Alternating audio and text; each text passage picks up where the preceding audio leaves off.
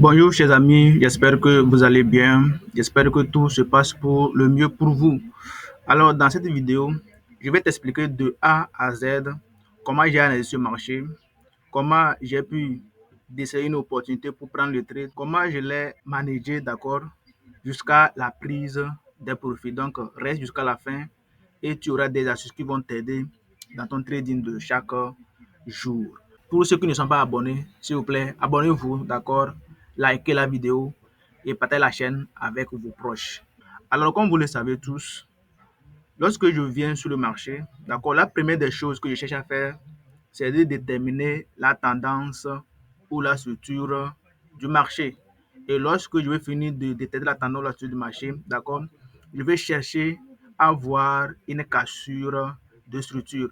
Parce que tant qu'il n'y a pas une cassure de structure, notre stratégie ne sera pas engagée. Donc, alors, allons à la recherche de la structure de ce marché que vous êtes en train d'observer. Vous voyez, nous avons eu une impulsion haussière comme ça. Nous avons eu une correction, donc écoutez-moi attentivement, d'accord? Après, nous avons eu une nouvelle impulsion qui est venue casser l'ancien sommet. Donc, en cassant l'ancien sommet, il nous fait comprendre qu'il est dans une structure haussière, d'accord? Le prix fait encore une correction. Il vient également, il casse l'ancien sommet. Donc, jusque-là, nous sommes toujours sur une structure haussière. Et le prix forme un sommet à ce niveau et un creux à ce niveau. Vous voyez?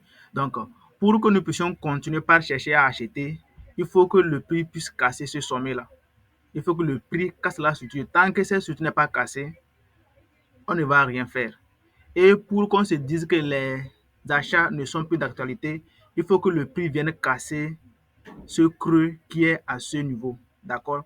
Alors, par la suite des événements, d'accord, le prix est venu plusieurs fois tester la structure, il n'a pas cassé. Donc, jusque-là, nous, on ne fait rien. On sera toujours assis en train d'observer jusqu'à ce qu'on a fini par avoir une cassure. Vous voyez?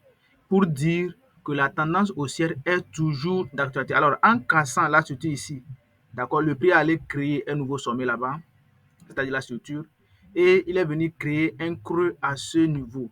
Donc, actuellement, on attend que le prix casse le sommet là pour que les achats puissent continuer, ou bien le prix puisse venir casser ce creux pour qu'on se dise qu'il n'y a plus les achats. Vous voyez? Donc, le prix est revenu jusqu'au dernier niveau, c'est-à-dire la dernière zone, la zone 0, la zone 100%, avant de faire une nouvelle impulsion. D'accord? Et lorsqu'il a fait une nouvelle impulsion, il n'a toujours pas pu casser ce sommet parce que nous, on veut toujours avoir la cassure de la structure. Et c'est jusqu'à ce niveau que nous avons eu notre cassure de structure. Vous voyez?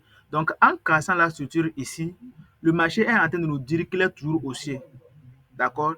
Alors, il casse et il allait créer un nouveau sommet qui est là. Vous voyez? Et maintenant, ici, le creux qu'on va tenir en compte, qu'on va considérer, c'est ce creux-là.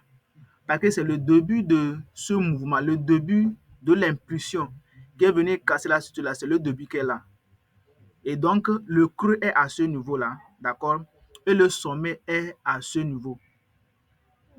Vous voyez? Donc, tout ce que je viens de dire nous fait comprendre tout simplement que nous sommes sur une structure haussière, d'accord? Et donc, on doit toujours continuer par chercher une opportunité acheteuse.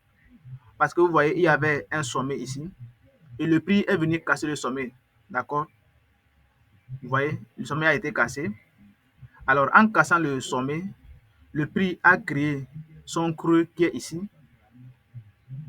Et il faut que ce creux-là soit cassé pour qu'on se dise qu'il n'y a plus les bails. Et maintenant, il y a le sommet qui est ici. Et il faut que le prix puisse venir casser également ce sommet pour que les achats puissent toujours continuer. Vous voyez donc, j'ai fini avec la première étape. Maintenant, je vais entamer la seconde étape qui consiste à rechercher les zones d'attaque. D'accord? Et comme nous sommes sur une structure haussière, ça veut dire que nous allons projeter notre Fibo du bas vers le haut. Et nous avons déjà notre impulsion. Et c'est cette impulsion-là qu'on va utiliser. C'est cette impulsion-là, d'accord, qui a cassé la structure du marché à ce niveau. Vous voyez? Donc, je vais prendre mon Fibo, je vais le projeter pour déterminer mes zones d'attaque. Voilà, c'est fait. Donc, j'ai ma première zone qui est ici comme ça, la zone 0,5, la zone 0,61%.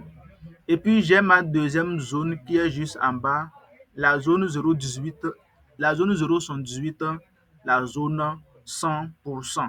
Donc, il faut maintenant avoir une confirmation sur une des deux zones-là pour pouvoir acheter le marché. Alors, nous allons zoomer, d'accord, pour aller en H1 pour chercher une confirmation. Donc, voilà, nous sommes en H1. Donc, en H1, je vais chercher uniquement la confirmation pour pouvoir prendre les trades.